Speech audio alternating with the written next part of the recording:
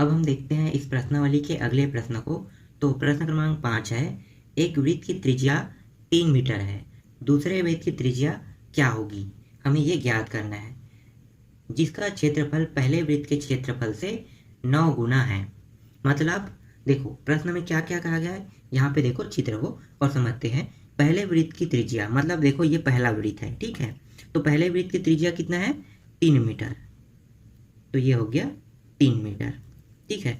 और ये यहाँ पे कितने वृत्त है, 2 वृत्त है। तो भाई 2 वृत्त है तो हम इसको R तो नहीं लिख सकते, तो क्या करेंगे, R1 लिखेंगे। पहला है तो R1 लिखेंगे और दूसरे में ये वाला क्या लिखेंगे, R2 लिखेंगे। तो हमें दूसरा क्या है, इस R2 का जो है त्रिज्या हमें ज्ञात करना है। अब यहाँ पे आते हैं पॉइंट पे, ठीक है। तो R1 का देखो ये अंदर हिस्सा क्या है, क्षेत्रफल है, और यहाँ भी देखो इसका क्या है, क्षेत्रफल। पर इसके जो क्षेत्रफल है, ठीक है, ये जब इसके क्षेत्रफल में 9 का गुना होगा, इसका क्षेत्रफल कितना है, पाई आर, और देखो पहला है तो 1 और स्क्वायर, ठीक है। पहला है तो पाई आर 1 स्क्वायर इसका होगा, और इसका क्या होगा, पाई आर, दूसरा है तो 2 लगेगा और ये स्क्वायर रहेगा। जो पाई आर 1 है ये 9 बार जब गुणा होगा, ठीक है, तो 9 बार गुणा होके ये इस वृत्त के बराबर होगा। तो यहाँ पे अब हम प्रश्न पे देखते हैं। पहले यहाँ पे लिखो, पहले वृत्त की त्रिज्या जो दिया है उसको लिख रहे हैं।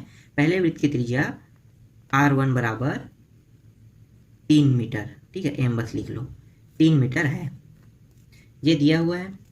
उसके बाद हमें ज्ञात क्या करना है, दूसरे वृत्त की त्रिज्या। तो दूसरे वृत्त की त्रिज्या यहाँ पे लिख लेते हैं, दूसरे वृत्त की त्रिज्या R2 बराबर, यहाँ पे प्रश्नवाचक चिन्ह दे देते हैं क्योंकि इसे हमें ज्ञात करना है। फिर यहाँ पे देखो क्या है, ये वृत्त का क्षेत्रफल है, तो यहाँ पे लिखो पहले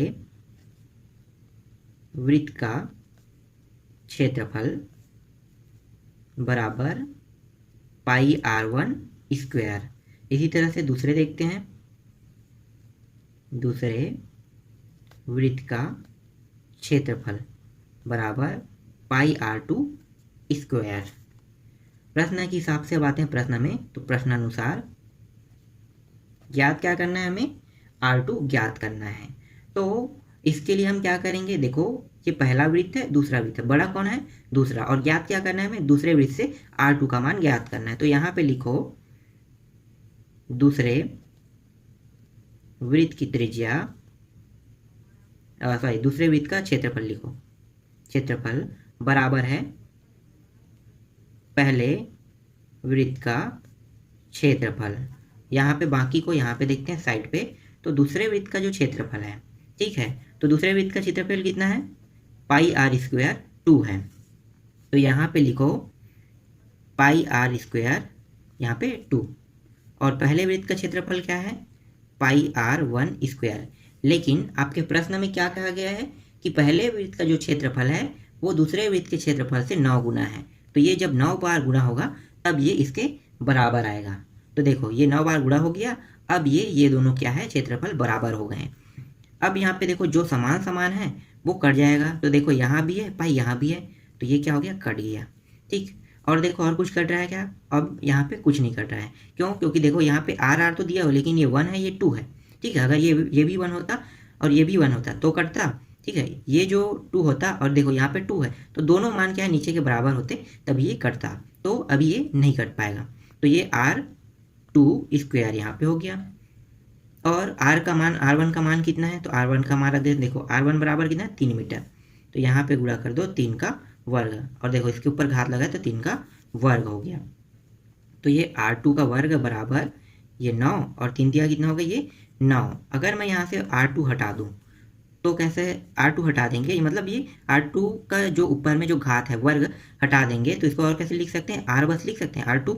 तो जो घात हटाने पर क्या होता है, जो करनी होता है ये इस पार आ जाता है, तो यहाँ पे 9 गुणित 9 और करनी आ गया यहाँ पे। जैसे ही हम ये वाले पद से जैसे ही हम किसी वर्ग को हटाते हैं, तो देखो यहाँ पे वर्ग हटाने पे क्या हो गया, यहाँ पे सिर्फ R2 बस आया है, ठीक है, यहाँ पे ऊपर में वर्ग नहीं है। तो जैसे ही वर्ग हटता है तो यहाँ पे जो करनी होता है वो दूसरे साइड पे आ जाता है। तो देखो यहाँ पे आ गया दूसरे साइड पे, बाकी को यहाँ पे देख लेते हैं बगल में। और तो यहाँ पे क्या है R2, और यहाँ पे देखो करनी में दोनों मान क्या है, सेम सेम है और 2 बार है गुणा में, तो ये करनी से बाहर निकल जाएगा। तो इसको कैसे लिख सकते हैं, 1 बार 9 लिखेंगे, जोड़ा बन रहा है ना, तो जोड़ा से बाहर निकलेगा तो 9 बाहर आ गया।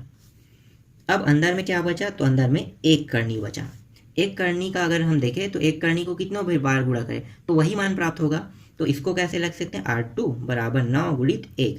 देखो 1 भी बाहर आ गए, भाई 1 है, 1 को कितने बार भी गुणा करो तो वही मान प्राप्त होगा, इसलिए ये इस तरह से बाहर आ गया। फिर R2 बराबर यहाँ पे 9 गुणित 1 करेंगे तो प्राप्त होगा 9। तो ये जो R2 का मान है कितना प्राप्त हुआ, 9 मीटर। तो यहाँ पे लिखो 9 मीटर। अब यहाँ पे नीचे लिखेंगे अतः दूसरे वृत्त की त्रिज्या 9 मीटर होगी। ठीक, समझ में आया। अब हम देखते हैं प्रश्न क्रमांक 6वां को। प्रश्न क्रमांक 6वां है, एक वृत्ताकार मार्ग की आंतरिक परिधि 440 मीटर है, मार्ग की चौड़ाई 14 मीटर, मार्ग के बहिर्गर्भ वृत्त का व्यास हमें ज्ञात करना है। तो देखो यहाँ पे आपके साइड पे चित्र दिखाई दे रहा है, ठीक है, जैसे जैसे प्रश्न में कहा गया है उसी हिसाब से मैं चित्र को बनाया हूँ। तो यहाँ पे आप थोड़ा सा ध्यान देना कि यहाँ पे देखो ये है जो अंदर, ठीक है, ये अंदर, इसे आंतरिक हिस्सा कहते हैं, आंतरिक त्रिज्या भी, आंतरिक वृत्त भी उसको बोल सकते हैं, और ये जो बाहरी है इसको बाह्य कहते हैं। तो हमें क्या निकालना है, बाह्य मतलब बहिर्गर्भ है आपके लिखा हुआ है, तो हमें बाहरी वृत्त का व्यास हमें निकालना है। तो यहाँ पे आप थोड़ा सा देख लो, तो ये क्या हो गया, ये वाला जो है, ठीक है, यहाँ से यहाँ की लंबाई देखो, जो अंदर वाला जो त्रिज्या, अंदर वाला जो वृत्त है उसकी त्रिज्या क्या होगी, तो यहाँ से यहाँ ये अंदर की त्रिज्या है, तो क्या हो गया R2 दिए इसको, और यहाँ से लेके इस त्रिज्या के साथ साथ ये भी इंक्लूड है, तो ये यहाँ से यहाँ जा रहा है, मतलब सबसे बड़ा क्या है R1 है, तो R1 को हम दूसरी त्रिज्या देते हैं। तो यहाँ पे लिखो माना वृत्तीय मार्ग की बाह्य एवं आंतरिक, या फिर अंतः लिख लेते हैं, ठीक है, अंतः त्रिज्या लिखो क्रमशः R1 व R2 है, R1 व R2 है। तो ये हो गया R1, यहाँ से यहाँ के बाहरी जो है बाहरी त्रिज्या R1 है, और अंदर से यहाँ से देखो, यहाँ से यहाँ की त्रिज्या R2 है।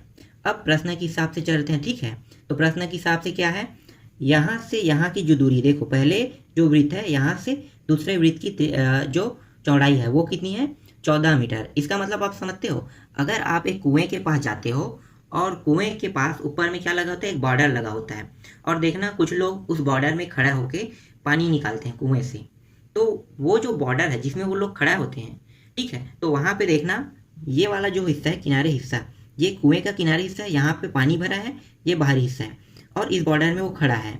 फिर यहाँ से ये जो है ये अंदर एरिया है, सॉरी ये अंदर एरिया है और ये बाहर एरिया है, ठीक है, तो ये बाहर एरिया है।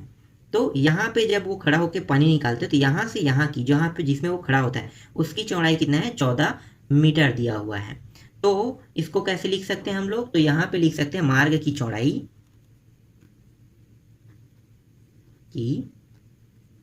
चौड़ाई बराबर 14 मीटर, ठीक है, m लिख रहा हूं मैं, इसका मतलब होता है m का मतलब भी मीटर ही होता है, ठीक है, 14 मीटर।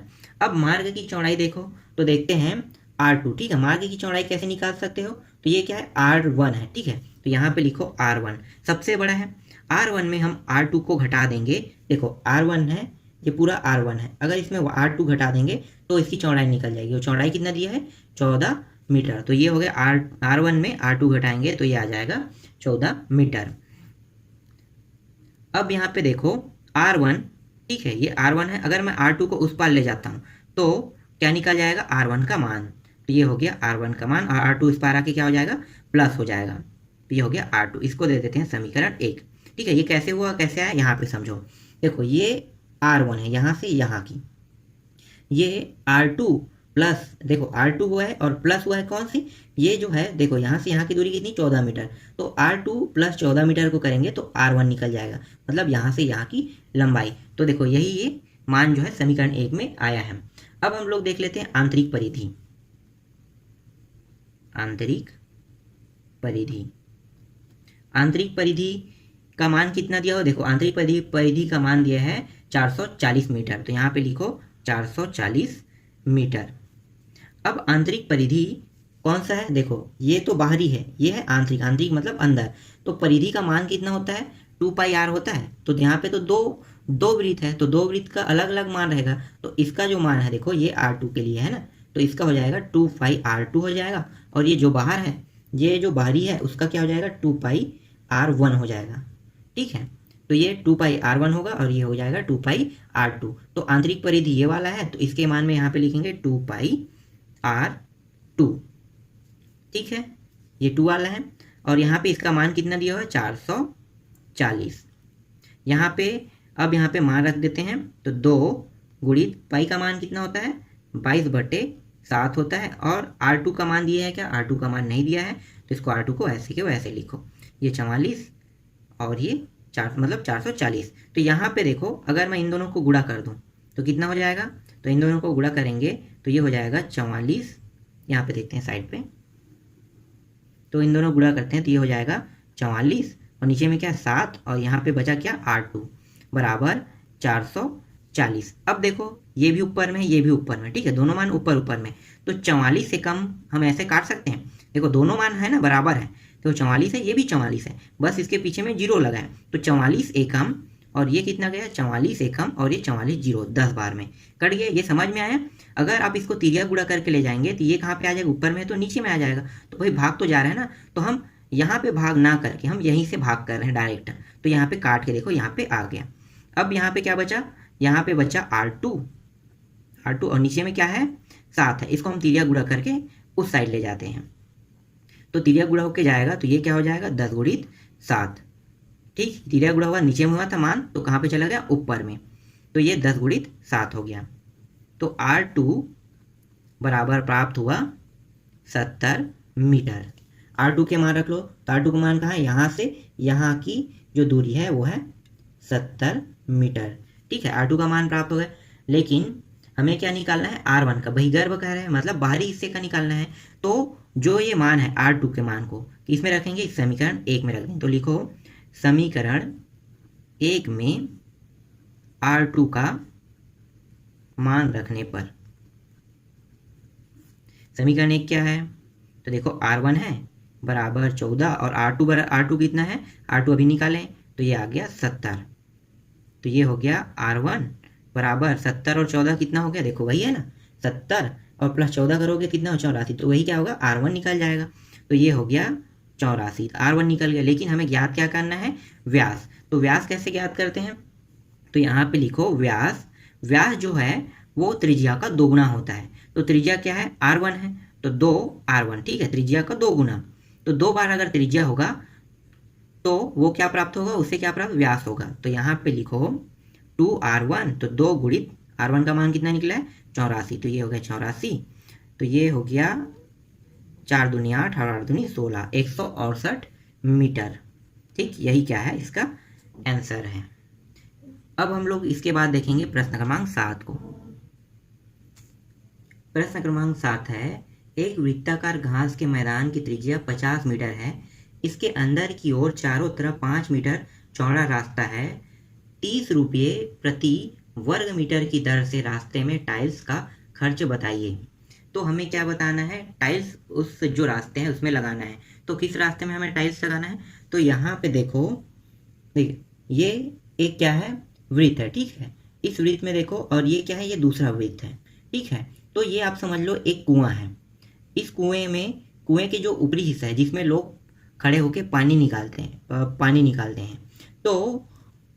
तो यहाँ पे देखो, यहाँ से यहाँ की इसी पे वो पाए में खड़े होंगे, तो पाए में खड़े होके अगर कुएं से पानी निकाल रहा है, तो यहाँ से यहाँ की जो लंबाई, जैसे वो 14 था, तो इसमें क्या है ये 5 मीटर है, इसी में अगर हम टाइल्स करेंगे तो कितना खर्च आएगा ये हमें निकालना है। तो ये है R2, ठीक है, R2 कहाँ से गया है, यहाँ से ये जो अंदर की जो त्रिज्या है यहाँ तक के है, और R1 जो है वो यहाँ से लेके पूरे यहाँ तक के, देखो यहाँ से लेके यहाँ तक के, मतलब सबसे बड़ा त्रिज्या कौन है, R1 है, उससे छोटा R2 है, ठीक है, दूसरे वाला। तो यहाँ पे आप लिखो, माना मैदान की बाहरी त्रिज्या, मैदान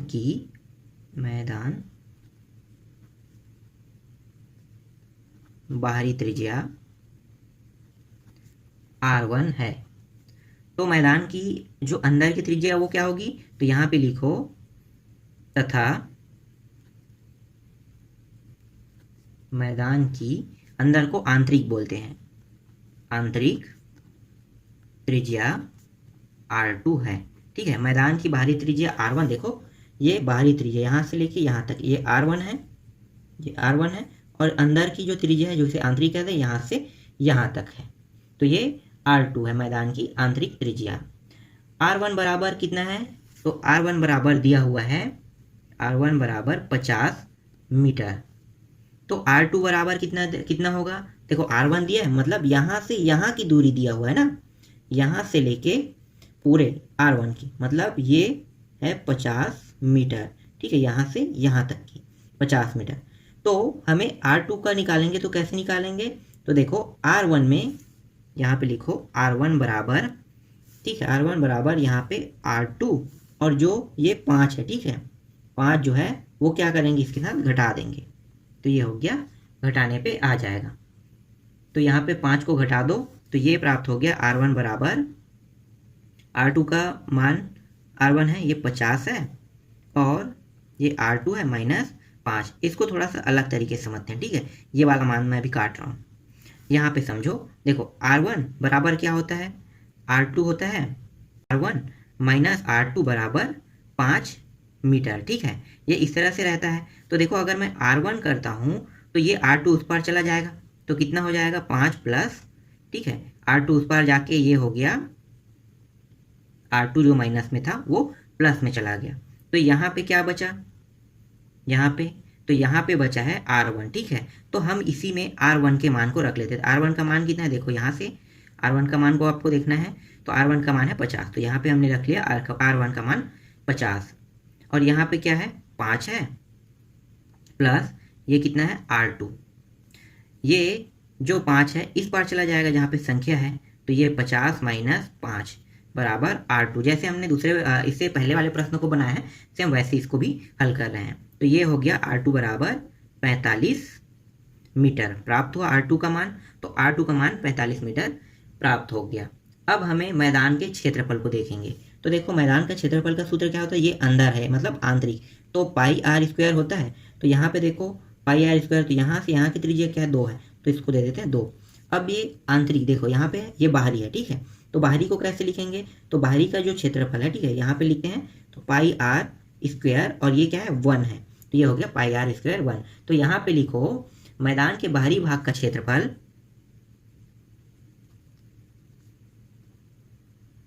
बाहरी भाग का क्षेत्रफल बराबर πr1², ठीक है, बाहरी है। अब आंतरिक को देख लेते हैं, तो मैदान के आंतरिक भाग का क्षेत्रफल बराबर πr2², ठीक है, तो ये मैदान के बाहरी है और ये अंदर है। बाकी को साइड पे देखते हैं। अब हम क्या करेंगे, अब हम R1 जो है मैदान के जो बाहरी भाग के साथ हमें आंतरिक भाग को घटाएंगे, तभी तो भाई हमें ये सड़क का मान निकल जाएगा। तो देखो यहाँ पे समझते हैं पहले ये कैसे होगा।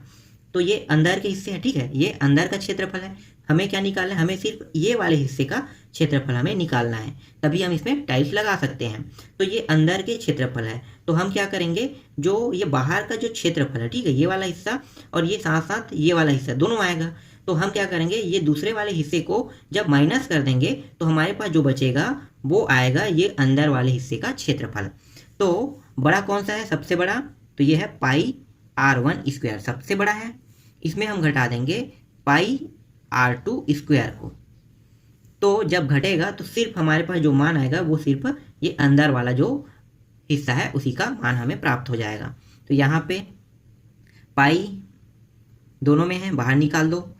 इसको क्या करते हैं, बाहर निकालने का मतलब ये उभयनिष्ठ है, ठीक है। उभयनिष्ठ क्या होता है, जिन जिन में समान समान मान होता है उसे हम लोग निकाल लेते हैं। देखो यहाँ पे पाई है, यहाँ भी पाई है, तो उभयनिष्ठ के रूप में यहाँ पे बाहर आ गया। अंदर में बचा क्या, R1 square minus R2 square, ये हो गया। यहाँ पे मान रख देते हैं, तो पाई का मान कितना होता है, 22/7 होता है। R1 का मान कितना प्राप्त हुआ, देखो R1 का 50 है, तो यहाँ पे लिखो 50 का वर्ग। और R2 का मान कितना है, R2 का मान प्राप्त हुआ 45 का वर्ग। इसको हल करने के दो तरीके हैं, ठीक है, लेकिन मैं अपने हिसाब से इसे हल करता हूँ। तो 22/7, ये 50 का अगर वर्ग कर दें तो कितना प्राप्त होगा, 50 गुणित 50, तो मतलब ये 2500 प्राप्त होगा। 5 पंचे 25 और एक शून्य, मतलब एक शून्य और बढ़ जाएगा, 2 शून्य होगा, और ये 5 पंचे 25, तो ये इतना आ गया। 445 को भी वैसे ही कर लेते हैं, तो 445 का कितना आएगा, तो इसका आएगा 20/25, ठीक है, इतना आ जाएगा। अब इन दोनों को देखो यहाँ पे घटा देते हैं, तो कितना प्राप्त होगा, 22/7, और घटाने के बाद हमें प्राप्त हो रहा है यहाँ पे 5 और ये 7 और 4, 475 प्राप्त हो रहा है घटाने के बाद। अब 22 को इसके साथ गुणा कर देते हैं, तो 22 को गुणा करेंगे तो ये प्राप्त होगा 10,450/7। इसको 7 से भाग दे देते हैं, तो 7 से भाग दोगे तो कितना प्राप्त होगा, तो ये 7 से भाग देने पे प्राप्त हो रहा है 7 एकम 7 और ये 9, 7 चौक 7 निया, ठीक है, यहाँ पे लिखो 7 एकम 7, 7 चौक 7 निया 7 दूनी, और ये 8 और 5 दशमलव के 2 हिस्से तक लिखते हैं। तो इतना वर्ग मीटर प्राप्त हुआ। इसको कैसे लिखते हैं, इस मीटर स्क्वायर, ठीक है, इंग्लिश में मीटर स्क्वायर इसको लिखते हैं। तो ये हो गया 1492.85 मीटर स्क्वायर। और हमें टाइल्स लगाना है, कितने रुपए की दर से टाइल्स लगाना है, मतलब प्रति वर्ग मीटर तो 30 रुपये। तो इसके साथ क्या कर देंगे, गुणा कर देंगे। तो यहाँ पे लिखो 19, ये हो जाएगा 1492.85 गुणित 30 रुपये की दर से हम लोग टाइल्स यहाँ पे लगा रहे हैं। तो ये टोटल हो जाएगा, टोटल मैं कर रहा हूँ, तो ये आ जाएगा गुणा करने में 44,785.50 रुपये का टाइल्स लगेगा। पूरे जो ये वाला जो हिस्सा दिख रहा है इसमें कितने रुपए का टाइल्स लगेगा, 44,785.50 रुपये का टाइल्स इसमें लगेगा। यही क्या है, इसका आंसर है। ठीक, बाकी जो प्रश्न है उनको हम लोग अगले पार्ट में देखेंगे।